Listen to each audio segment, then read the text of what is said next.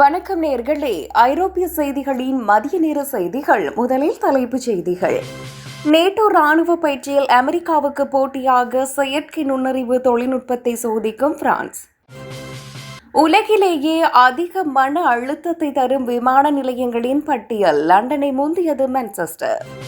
புட்டினின் அதிவேக ஹைப்பர்சோனிக் ஏவுகணைகளுக்கு எதிராக பாதுகாப்பு கட்டமைப்பை தீவிரப்படுத்தும் ஐரோப்பா. ட்ரம்ப் எச்சரிக்கையை மீறி ஈரான் மீது இஸ்ரேல் புதிய தாக்குதல்.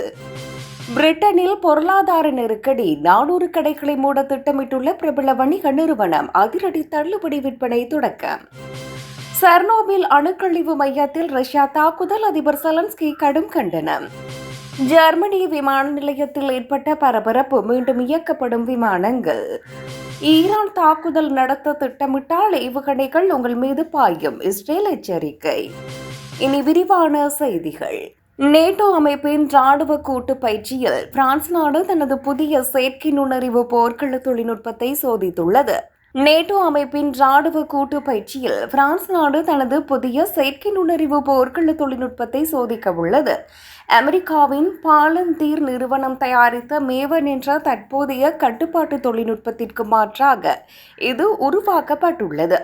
பிரான்ஸ் நாட்டின் உள்ளூர் நிறுவனங்களுடன் இணைந்து கூட்டு முயற்சியாக ஆர்காடியா என்ற பெயரில் இந்த ஐரோப்பிய AI தொழில்நுட்பம் வடிவமைக்கப்பட்டுள்ளது. இந்த தொழில்நுட்பம் போர்க்களத்தில் ராணுவ வீரர்களுக்கு துல்லியமான உத்திகளை வழங்கவும் விரைவாக முடிவெடுக்கவும் பெரிதும் உதவும் என கூறப்படுகிறது. அமெரிக்க தொழில்நுட்பங்கள் மீதான அதிகப்படியான சார்பு நிலையை குறைப்பதே பிரான்ஸ் மற்றும் ஐரோப்பிய நாடுகளின் முக்கிய நோக்கமாகும். இந்த புதிய செயற்கை நுண்ணறிவு தொழில்நுட்பத்தின் மூலம் ஐரோப்பா தனது சொந்த பாதுகாப்பு மற்றும் ராணுவ கட்டமைப்பை தன்னாட்சியுடன் பலப்படுத்த திட்டமிட்டுள்ளது. உலகிலேயே அதிக மன அழுத்தத்தை தரும் விமான நிலையங்களின் பட்டியல் லண்டனை முந்தியது மான்செஸ்டர். உலகளவில் பயணிகளுக்கு அதிக மன அழுத்தத்தை ஏற்படுத்தும் விமான நிலையங்களின் புதிய பட்டியலில் பிரிட்டனின் மான்செஸ்டர் விமான நிலையம் 3வது இடத்தை பிடித்துள்ளது. லண்டனின் புகழ்பெற்ற ஹீத்ரோ அல்லது கேட்விக் ஆகிய விமான நிலையங்களை விட மான்செஸ்டர் மோசமான தரவரிசையை பெற்றுள்ளது அதிர்ச்சியை ஏற்படுத்தியுள்ளது. விமான தாமதங்கள், ரத்துக்கள், பாதுகாப்பு சோதனைகளுக்கான நீண்ட வரிசைகள் மற்றும் சாமான்களை பெறுவதில் உள்ள தாமதம் போன்றவற்றின் அடிப்படையில் இந்த ஆய்வு நடத்தப்பட்டது. இந்த பட்டியலில் அமெரிக்காவின் நியூஜெர்சியில் உள்ள நெவார்க் லிபர்டி விமான நிலையம் சர்வதேச அளவில் முதலிடத்தை பிடித்துள்ளது. இதே பட்டியலில் பிரிட்டனின் மற்றொரு முக்கிய விமான நிலையமான லண்டன் கேட்விக் 8வது இடத்தை பிடித்துள்ளது குறிப்பிடத்தக்கது. மான்செஸ்டர் விமான நிர்வாகம் இந்த தரவுகளை மறுத்துள்ளதோடு பயணிகளின் அனுபவத்தை மேம்படுத்த புதிய முனையங்களில் பெரும் முதலீடுகளை செய்து வருவதாக கூறியுள்ளது. புட்டினின் அதிவேக ஹைப்பர்சோனிக் ஏவுகணைகளுக்கு எதிராக பாதுகாப்பு கட்டமைப்பை தீவிரப்படுத்தும் ஐரோப்பா.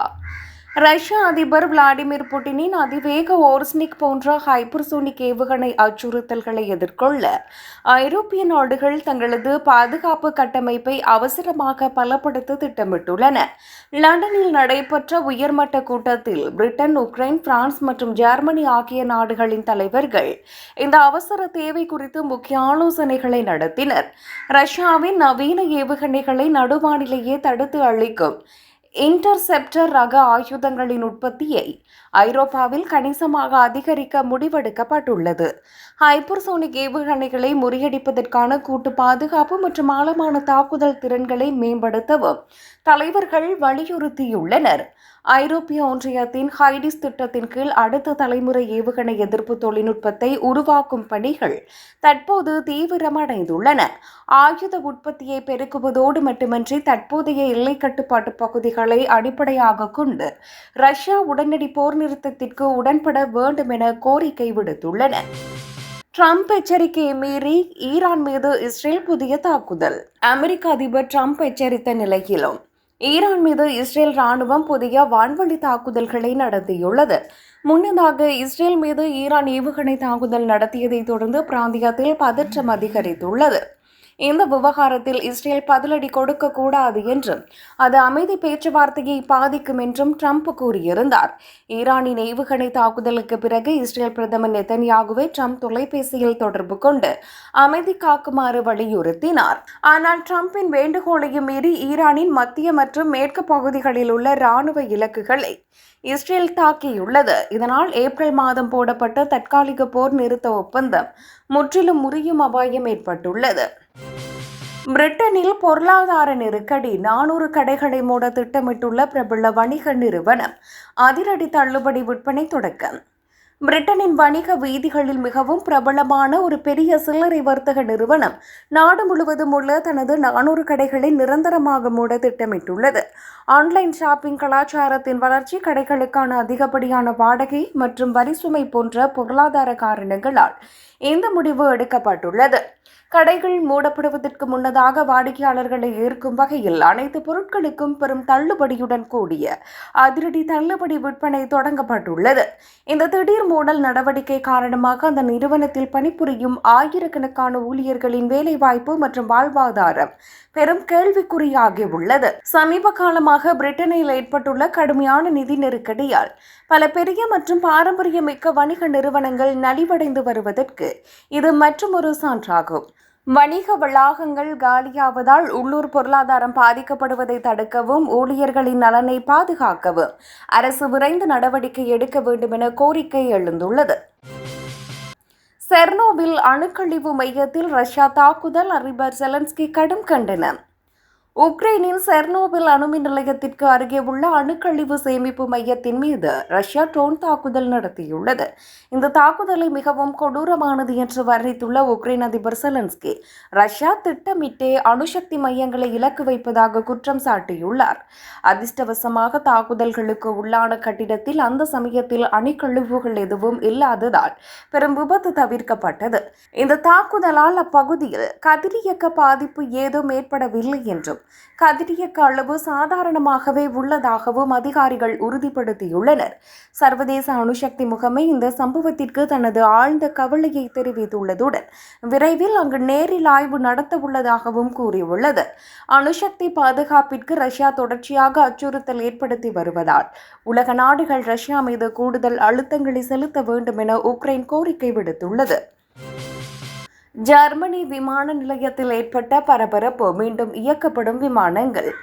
ஜெர்மனியின் இரண்டாவது பரபரப்பான விமான நிலையமான மியூனிக் விமான நிலையத்தின் கட்டுப்பாட்டு கோபுரத்தில் திடீரென புகைமூட்டம் மற்றும் வாசனை ஏற்பட்டதால் அது அவசரமாக வெளியேற்றப்பட்டது.